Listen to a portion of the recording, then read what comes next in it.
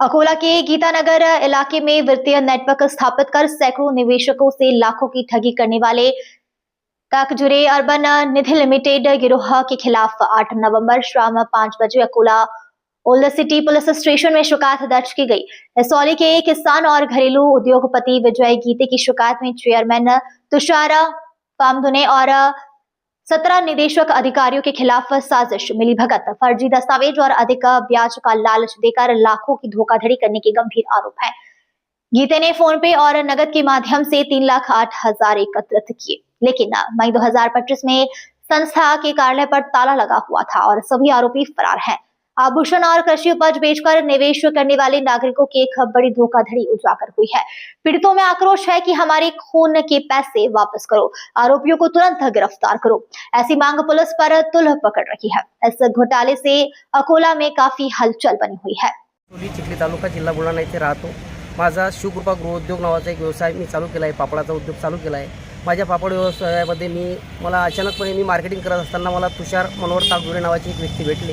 त्यांनी सांगितलं की बा मी निधी अर्बन बँक आणि TMT ग्रुप असा एक ग्रुप स्थापन केला आणि या ग्रुपच्या माध्यमातून मी गोरगरीब लोकांना चांगल्या प्रतीचा आणि कमी किमतीमध्ये मी माल देतो आणि तुम्ही मला जर जॉईंट झाले तर तुमचाही व्यवसाय चालेल आणि माझ्यातर्फे माझ्या गृहसमूहाचा एक व्यवसाय वाढेल।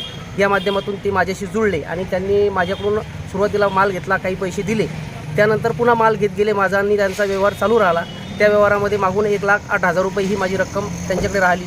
तेव्हा मधात चांगले संबंध झाले। तेव्हा त्यांनी माझ्याकडून किंवा तुम्ही आमच्या पतसंस्थेला निधी द्या म्हटल्यानंतर मग आम्ही त्यांना सांगितलं की बा डिपॉझिट तुम्हाला काय दिलं पाहिजे। तर सुरुवातीला मी 1,00,000 रुपये त्यांना फोनपेद्वारे दिले। माझी आई कॅन्सरच्या आजाराने ग्रस्त असताना मी हॉस्पिटलला पुण्याला होतो।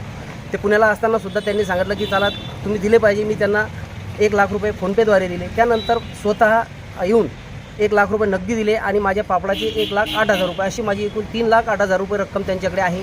मी त्यांना वारंवार फोन करत गेलो। सुरुवातीला त्यांनी बघू करू असं केलं। त्यानंतर प्रमिलाताई सभागृहामध्ये आमची जवळपास या ग्रुपमध्ये आम्ही 1,500 ते 2,000 लोक जुटलेलो असताना यांनी आम्हाला तिथे एक सभा घेतली। सांगितले की बा आपला व्यवसाय असा चालू आहे, थोडा कमी उरायला, लोक साथ देऊन राहिले। आम्ही त्यांच्यावर पुन्हा विश्वास केला की चला कुठंतरी परिस्थिती मागे पुढे होत असते। परंतु असं होत असताना त्यांनी आम्हाला खोटे आश्वासनं देण्यास सुरुवात केली। मग आम्ही फोन केले। त्यांनी फोनवर काही दिवस 10,000 रुपये काही लोकांना टाकले।